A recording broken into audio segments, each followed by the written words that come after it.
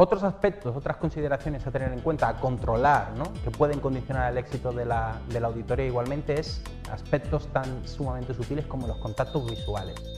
En la cultura europea, por ejemplo, el contacto visual es muy importante. Si no se produce el contacto visual, sobre todo en un momento crítico como puede ser la realización de una auditoría, nosotros a priori podemos suponer que se está mintiendo. Fíjense lo que les digo. En otras culturas el contacto visual directo es inapropiado, es incisivo, ¿vale?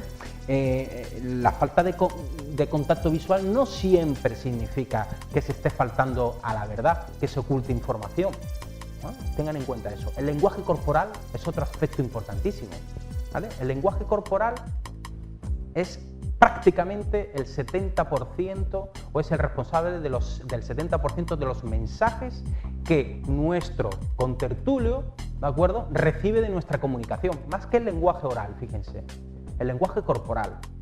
Tengamos en cuenta que, dependiendo de las culturas en las que nosotros trabajamos, nos movemos o vivimos en el día a día, el espacio vital es, valga la redundancia, vital.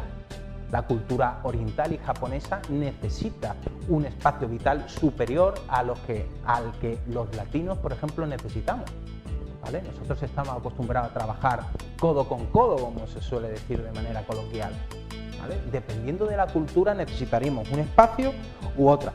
Seamos sensibles a las diferencias culturales. Esa es parte de nuestro trabajo, esa es parte del trabajo del auditor también. Y son datos, son variables protagonistas que pueden efectivamente condicionar el éxito de la auditoría, ¿no? Es esencial saber escuchar, ya lo hemos comentado. Nosotros es una de las técnicas que debemos controlar, saber escuchar, ¿vale? Cuando escuchamos o cuando pretendemos escuchar tenemos que abandonar malos hábitos, como preocuparnos, como fingir atención, como sobrereaccionar, interrumpir al que habla, mirar sin observar, pensar en otros aspectos. Cuando nosotros escuchamos, damos la oportunidad al auditado de que se explique, pero nosotros debemos tomar nota, recuerden. Hablamos de las entrevistas. Las entrevistas forman parte de la auditoría in situ, sin lugar a dudas, ¿de acuerdo? Las entrevistas suministran evidencia objetiva esencial. Entrevistemos a los responsables de los trabajadores, a los representantes de los trabajadores, independientemente de cuál sea la jerarquía en la empresa. Es esencial, la entrevista es esencial. La buena comunicación es esencial en una buena entrevista. Hay técnicas para realizar entrevistas, hay técnicas para realizar preguntas. La comunicación es esencial, olvídense ustedes de técnicas. La comunicación es esencial. Así que lo primero que debemos de realizar junto al compañero o a la compañera que va a ser entrevistado es tranquilizarle, ¿vale? Primero que esté informado de quiénes somos, de qué hacemos allí, y tranquilizaremos al auditado. Tenemos que ser amigables, tenemos que explicar por qué estamos allí, por qué necesitamos su ayuda y poco más, ¿de acuerdo? Tendremos que explicar sus observaciones, tendremos que mostrar interés en lo que hacen, en lo que dicen. Podemos preguntar de muchísimas maneras. Ya les digo que yo me quedaría con el hecho de que lo primero que debemos realizar es tranquilizar al auditado y tener una buena comunicación, saber escuchar, saber realizar una serie de preguntas esenciales, puesto que no podemos divagar. Recuerden que debemos gestionar el tiempo y poco más. Pero bueno, si queremos ser más técnicos y darle una vuelta de tuerca, decirle que hay muchas técnicas de entrevista. Podemos preguntar de forma natural, podemos intercalar las preguntas en la conversación general, no debemos interrogar, debemos evitar siempre un ejercicio de pregunta-respuesta, pregunta-respuesta. Eso le resta naturalidad a la auditoría, ¿de acuerdo? Las técnicas de pregunta para entrevistas, pues pueden ser resumidas de esta manera, ¿vale? Las preguntas deberían arrojar información pertinente, nunca sugerir respuestas. Estaremos dando pistas de lo que queremos oír y nos interesa oír de una manera objetiva, sistemática. Las preguntas no deben contener palabras emotivas o implicaciones. Recuerden, debemos ser objetivos. Tenemos tres tipos de preguntas: preguntas abiertas, preguntas cerradas y directas y preguntas aclaratorias. Las preguntas abiertas son de tipo ¿qué?, ¿por qué?, ¿dónde?, ¿quién?, ¿cuándo?, ¿cómo?. Arrojan respuestas informativas. Las conversaciones pueden desviarse, ¿de acuerdo? Y es una manera de evitar dilución.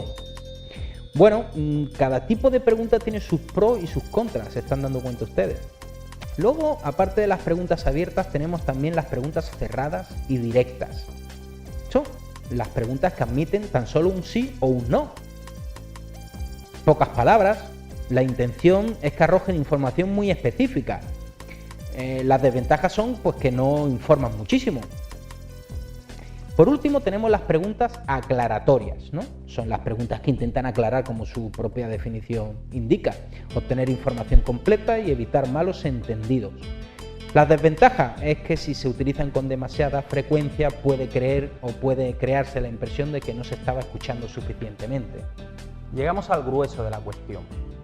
Es las evidencias. ¿Cómo obtener evidencias objetivas? ¿Cómo encuentra evidencia un auditor? Bueno, podemos encontrar evidencias objetivas, hallazgos, ya sean positivos, sean negativos, siguiendo 4 palos diferentes, ¿de acuerdo? Con el estudio de la documentación, mirando los registros, desarrollando entrevistas a todos los niveles y, por último, observando las prácticas, el entorno físico de la empresa. Por medio de estos 4 caminos, de estos 4 canales, podemos obtener evidencias objetivas. La pregunta sería, ¿debemos estudiar toda la documentación? ¿Debemos mirar todos los registros? ¿Debemos entrevistar a todo el personal de la organización? ¿Debemos observar todo el entorno físico de la organización? Recuerden que debemos gestionar el tiempo, y puesto que debemos gestionar el tiempo, estamos obligados a realizar un muestreo. Por tanto, con sapiencia, con sentido común, siguiendo pistas de auditoría, gracias a las reuniones que íbamos a tener o que hemos mantenido con nuestros compañeros, esas reuniones de enlace, vamos a seguir pistas. Nos van a dar efectivamente una imagen o una interpretación de por dónde ir, qué tipo de muestreo realizar. ¿De acuerdo? Si tenemos 20 departamentos en la empresa, no vamos a chequear el cumplimiento de la formación adecuada, suficiente, teórico-práctica en los 20 o en todos los trabajadores de los 20 departamentos de la empresa. ¿De acuerdo? Chequearemos o solicitaremos registros, evidencias, ¿de acuerdo?, de 1 o de 2 departamentos. Y dentro de cada departamento, dependiendo del número de personas que haya, pues realizaremos a su vez un muestreo. Las evidencias objetivas están fundamentadas en estos 4 pilares.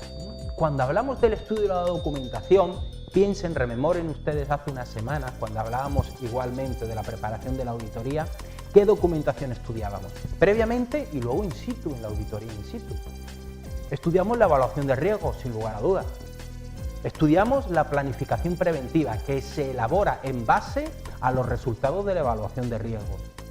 Y por último, entre otra mucha documentación que por supuesto podemos estudiar y tener en cuenta, controlamos o intentamos hacernos partícipes de la organización preventiva, de si los recursos técnicos y humanos de los que dispone la organización auditada permiten que las actividades que se tienen en cuenta en la planificación preventiva se lleven a cabo o no. ¿Cómo encontramos evidencia objetiva? Revisando los documentos que hemos comentado anteriormente y observando la evidencia física. Registros, equipos, instrumentos, qué condiciones se dan, qué controles se realizan. ¿Qué mirar? Pues procedimientos disponibles, operaciones en curso, puntos de control, registros de operaciones, instrumentos, mediciones del proceso, registros de inspección, estructura, organizaciones, carteleras de comunicaciones. ¿Dónde tenemos situado el Departamento de Prevención de Riesgos Laborales? ¿Qué cartelería hay? ¿Qué comunicaciones hay? Recordatorios de concienciación. ¿Qué tipo de señales, qué señalización hay a lo largo y ancho del espacio físico de la empresa? ¿Tenemos etiquetas de calibración? ¿Se calibran? ¿Qué tipo de infraestructura hay? Bueno, en la visita de las instalaciones deberíamos tener en cuenta la realidad, ni más ni menos.